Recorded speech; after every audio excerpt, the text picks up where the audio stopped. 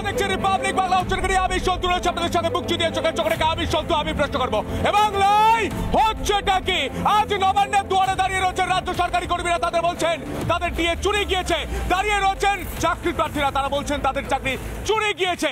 ভাব দেওয়ার মুরগ নেই, কিল মারার কথায় হাইকোর্টের পারমিশন নিয়ে যখন রাজ্য সরকারি কর্মীরা তারা এখানে আন্দোলন করতে আসছেন তখন পুলিশকে বাধার মুখে পড়তে হচ্ছে।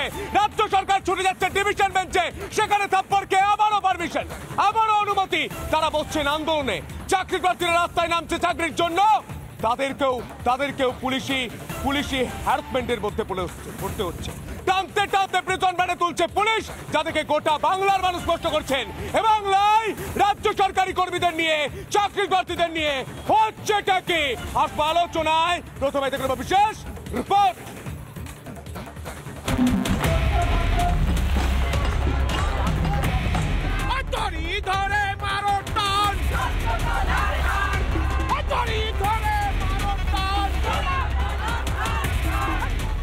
ভিক্ষে নয়, চাই হকের দিয়ে।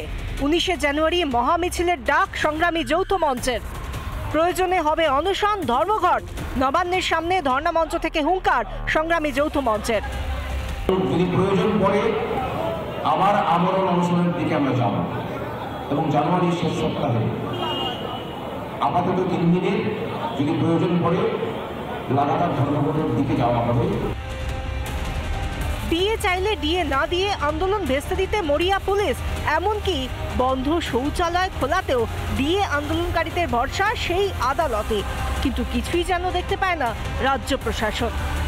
ওদের আন্দোলনের পদ্ধতি, ওদের আন্দোলন কিভাবে ওরা আন্দোলন করবেন, তো এগুলো ওদেরই, যে ওরা কি করবেন ওদের জিজ্ঞেস করুন। এরকম ভাবে গায়ের জোরি করলে তো হয় না। আপনারা মাইনে পাচ্ছেন।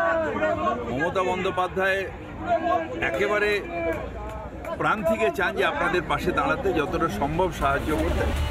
ডিএ নেই, চাকরি নেই, চাকরির দাবিতে আন্দোলনে নামলে গ্রেফতার করা হয় মহিলা চাকরি প্রার্থীদের। জামিন অযোগ্য ধারায় মামলা 28 জনের বিরুদ্ধে। রাজ্যের চাকরি দেওয়ার মুরদ নেই, আর সেই রাজ্যই কিনা যারা আন্দোলনে নামে সেই চাকরি প্রার্থীদের আন্দোলন ভেস্তে দেওয়ার জন্য যাবতীয় চেষ্টা করে।